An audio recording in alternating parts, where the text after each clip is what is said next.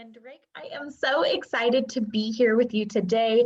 I am a human design catalyst. I use human design as well as my intuitive gifts to help ambitious women expand in all areas of their life, their business, and their relationships. And I am so excited to be here with you for this piece of this full mini series. You can catch all 5 of the energy types. So you're a generator. So you're a generator. That's why you're here today. You're here to learn about your energy type, your strategy, and your authority. And most importantly, how to start using human design in your life, right? In your real life. Human design, when you open that body graph, can be really, really overwhelming. And I 100,000% understand that. And so I make it my job to make all of this jargon, for lack of a better word, as easy to understand as possible, right? I want it to be something that you can take into your life. And that's how I do all of my work. All of my master classes are going to be in regular human speak, regular verbiage, so that you can understand how to really use this. I want you to be able to take this and start using it in your everyday life. So before you go anywhere else or you do anything else, this is where you want to begin.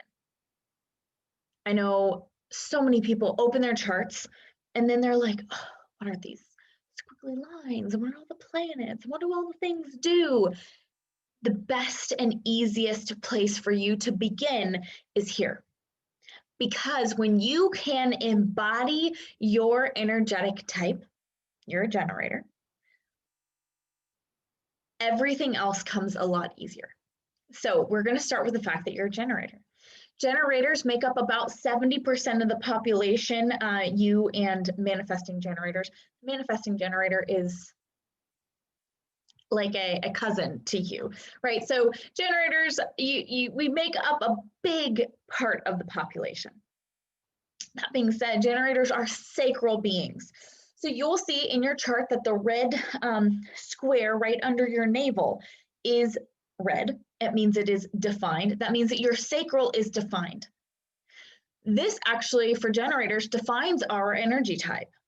I'm a generator, I'm a sacral generator. And when you have your sacral defined, it is a part, it's an energetic symbol. It's a part of your aura. The energetic aura is open and enveloping. It opens up around us and it is very expansive and it draws things into us for us to respond to.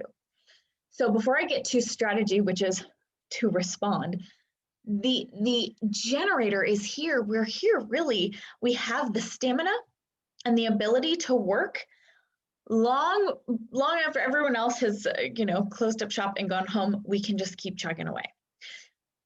We have all of this energy. We are here to be, we're here to work, but we're also here to receive and to experience is the best way that I can put it. As a generator who lived in overwork mode, I can say we're really here to not just work, but also to experience pleasure and experience our work in a way that no other types get to.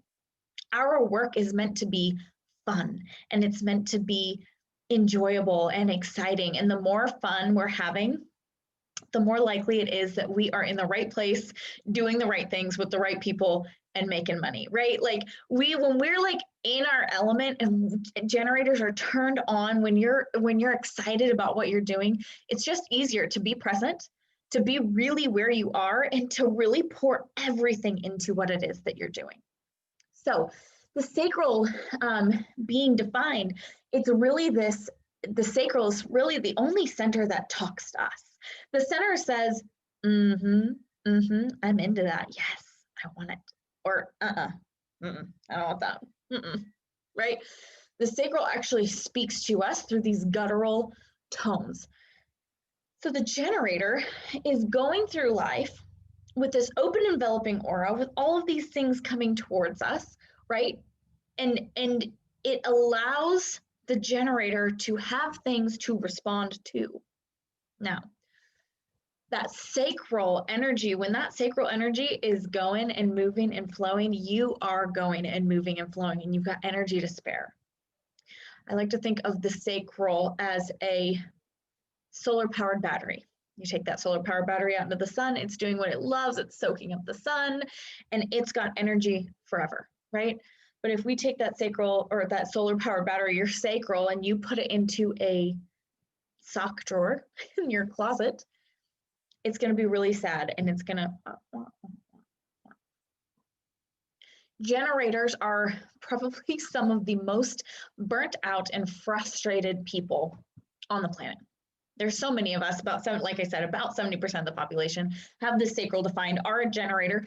And it's this space where we fall into overworking, over hustling, and not just following our bliss.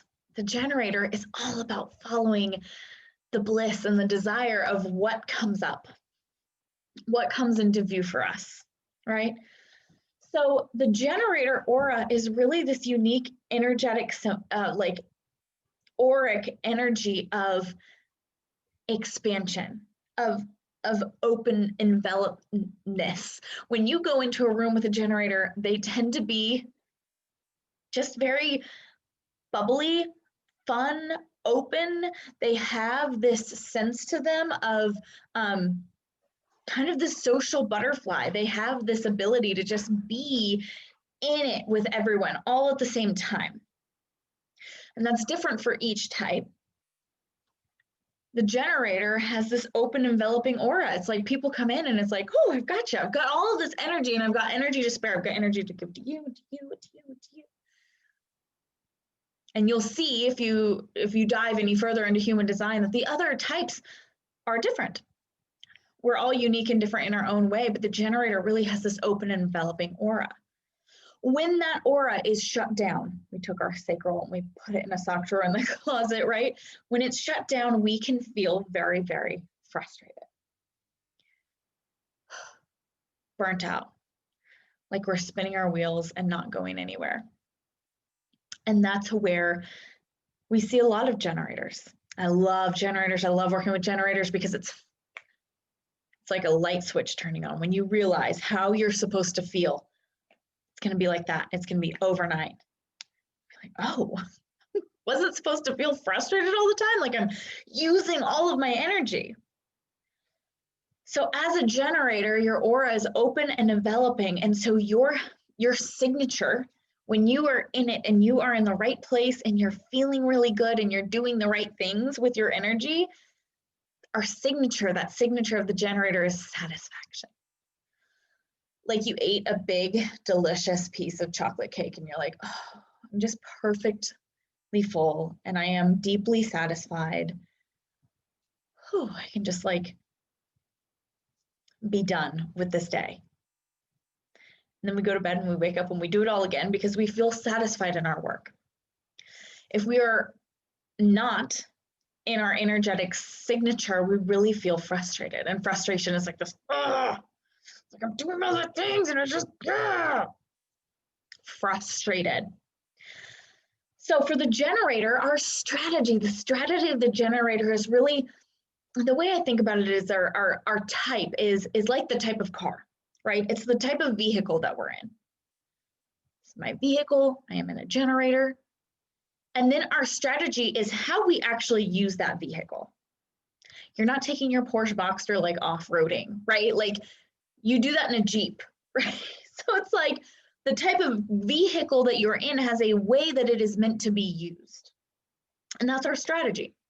So our strategy as generators, as a pure generator, is to wait to respond. The waiting is the hard part, is to wait and respond. What that looks like is waiting for something to come into view for us and then decide if we want to pursue it or not pursue it. And the way that we decide is with our authority. So a little more on strategy, and then I'll dive into the two authorities of the generator. So the strategy is to wait and respond. And it's not like we're sitting on the couch just like not doing anything. We're like, oh, nothing's coming to view for me because I'm watching reruns of Gilmore Girls. Like through living life, Generators have things and people and opportunities that drop into their lap. And as things come into view for us, and as generators, as especially with that sacral defined, there's a lot of things that pull our attention. I like to use the example of you look out the window and it's a beautiful, glorious day, and just something inside of you is just like, oh, I want to go on a walk. And you go on a walk and you run into a friend and you have an amazing conversation, and it just turns into this beautiful day that, had you stayed behind your laptop and just got some more work done, wouldn't have happened the same way. And that is responding, right? You had this urge and you responded to it. For the generator, it doesn't have to be a formal invitation. You don't have to be formally invited into something. But for the generator, we have to continue to check in. Am I here? Am I doing the right thing? Am I into what I'm working on? Because if you're not into what you're working on, you're going to get frustrated, right? And I find this to be true. I can be working on a project and I'm like, oh, I'm really in it, and I cannot take myself away. And I'm just digging in, generator like energy. 6 hours later, I'm still working on the same project because I'm turned on, I'm into it, I'm really in what I'm doing. And I knock out an entire masterclass series in an afternoon, right? And it's like, boop, done. While I could have tried to do that the day before, but if I hadn't been in it, I would have been frustrated. I would have kept hitting, I feel myself hitting roadblock after roadblock after roadblock. I feel like for the generator, that's oftentimes what it can feel like, is you're hitting a roadblock. And it's frustrating when you hit a roadblock and you get out, and it's like, what's going on? And you're just hitting these roadblocks after roadblocks, and you can't move as effectively as you desire to. So you're not hitting that satisfaction. You're not feeling good in the work that you're doing, and you feel frustrated. And very, very quickly, generators will burn out. So as a generator, you're not waiting for a formal invitation into something. It's not necessary. You're just waiting for something to perk your like pique your interest, right? You're just like, ooh, that sounds really good, right? Ooh, that sounds nice. So that is waiting for the response. And then as a generator, right, our overarching energy is generator, our strategy is to wait to respond. And then we have these two authorities inside of the generator. You can be an emotional authority or you can be a sacral authority. So I'm going to quickly go over the two authorities and very briefly, like, how to use them. Using our authority, it's very much an embodied experience. When you get it, and you feel it in your body, and you know. So I'm going to start with the easy one. The emotional authority can be a little bit tricky. So I'm going to start with the sacral authority. The sacral authority is like this. The sacral authority knows in the moment what it wants. Sacral authorities tend to be real, they make noise. We tend to make a lot of noise, and it's because we're constantly responding, or well, we will literally feel in our gut, our sacral, in the pit of our belly, for me, and again, you have to embody it for yourself, but physically for me, I feel a guttural like contraction of like, I don't want this, or I feel open, I feel excited about it, and I open up into it, right? And as I'm moving through life, I will feel, I want to go do that, or I want to go do that. I don't want that. For sacral authorities, especially, it's really easy, honestly, to ask us to ask yes or no questions. And the generator in general, but don't go, and I'll explain why, but don't go asking your emotional generator 100 yes or no questions. But for the sacral, it's really powerful to start practicing hearing your sacral with yes or no questions. Do you want pizza or cupcakes for dinner? Cupcakes, right? And that's like a this or that. You can do this or that, or like yes or no questions. Do you like the beach? Do you like the ocean? Do you like the beach and the do you like the beach and the ocean? Do you like mountains? Do you like Christmas? And yes, mm-hmm, mm-mm, mm-hmm, mm-mm. You're going to start getting responses, and feeling them in your physical body is so potent, and it's so important, because I love human design for the fact that there's such a physicalness to it, and what we feel in our physical bodies really can point at our human design. And so feeling for the sacral, yes, I want, or no, I do not want, feeling in your body is a really powerful tool for starting to tune in, right? So that when you need to make bigger decisions besides like, what are you going to have for dinner? It's easier. And you'll notice that if someone comes in and says, hey, what do you want for dinner? You may struggle. Open-ended questions do not feel good for the generator. We're like, give me something to respond to. My husband's like, hey, what do you want for dinner? And I'm like, I don't know. He comes back 15 minutes later. Hey, what do you want for dinner? And I'm like, still don't know. Comes in, he's like, do you want me to order pizza, or do you want to like walk to the burger place? And I'm like, burgers, let's go. Like, he's like, oh my gosh. I needed something to respond to, right? And that's that sacral. It's instantaneous. It's right now. It's in this moment, but we need something to respond to. And then the emotional authority. So generators of emotional or sacral still are going to respond really well to yes or no or this or that questions. But when you ask an emotional authority a yes or no question, they're going to start an emotional wave to start processing that answer. Because for the emotional authority, the answer is not in the moment. If you are an emotional authority, you have no knowledge in this moment. You have to write out your wave. The way I see it, the emotional authority is like hopping on a roller coaster. You hop on, you're cruising up, and you're like, doo, doo, doo, doo, doo. You have this high, you're like excited. Maybe I ask you like, hey, do you want to go get burgers tonight? And you're like, whoa, I'm excited about that. And you're going to have a high and a low and a high and a low, just like a roller coaster, right? Or you click up and then you're going to down. You're going to have that wave. You're going to come back up. You're going to come down. And then you're going to eventually just like flatline, right? And eventually, once you've ridden the wave, you're going to get to the flatline and be like, yes, I want to go get burgers tonight. And it's like easy, because in the knowing, you know. It's very simple once you feel it. But your decision-making process is a little bit more complicated. It takes a little bit more time for you to make your decision, because you need time to feel out that wave. For any of my clients that I work with, I highly recommend starting with tracking your emotional wave.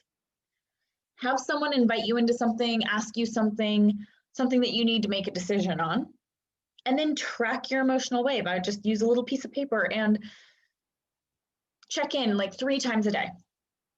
Once in the morning, once in the afternoon, once at night. Where's my emotional wave? You're like, I'm a +10 right now. I'm like happy, I'm excited. And then later in the afternoon, you're like, I'm like a +4, happy, excited. And then that evening, you're like, I'm like a -4, like feeling a little like, ooh. And just label your emotions. I'm up or I'm down. Like kind of just pay attention to the swing of it. And when you kind of get to that 0, 1, 2 point, you're going to have a decision that's going to feel right to you. Now, last thing to note about the emotional authority is that you never ever feel 100% certain about anything. And this is why your physical body actually remembers your high and your low. So you decide, hey, do you want to go to the burger place on Friday night, right? And you decide, yes, you do want to go. But your physical body is going to be like, yesterday you weren't feeling too excited about it, and now you're saying yes. So don't you remember that like low that you had? And you're like, but now I'm back up. I'm feeling good about this decision. There's like a 15% like, are you sure-ness? So you kind of have to find your teeter-totter. You'll like teeter up enough that you're like, yep, this is right. Like you'll hit that like 80%, 85% certainty mark. And you're like, okay, but you're not going to be like, hell yes, 100%, this is it.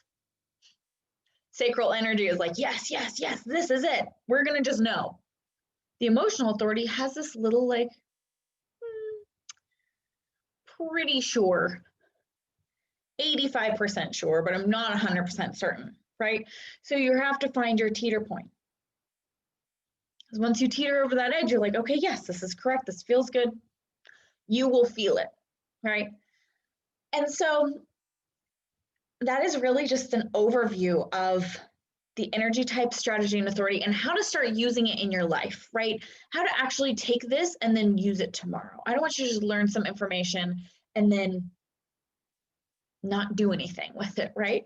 So for you, I would be absolutely honored, as always, for anyone ever to do a full human design reading for you. If that is something you're interested in, I will be making sure that you get access to that link in your email. But you can also reach out to me. I am Amber Leanne Drake on Instagram and Facebook. You can always reach out to me there. If you have any questions, feel free, reach out to me. And I'm so honored that I got to spend this little bit of time with you. It has been amazing, and I hope that this was helpful. So, you're a generator.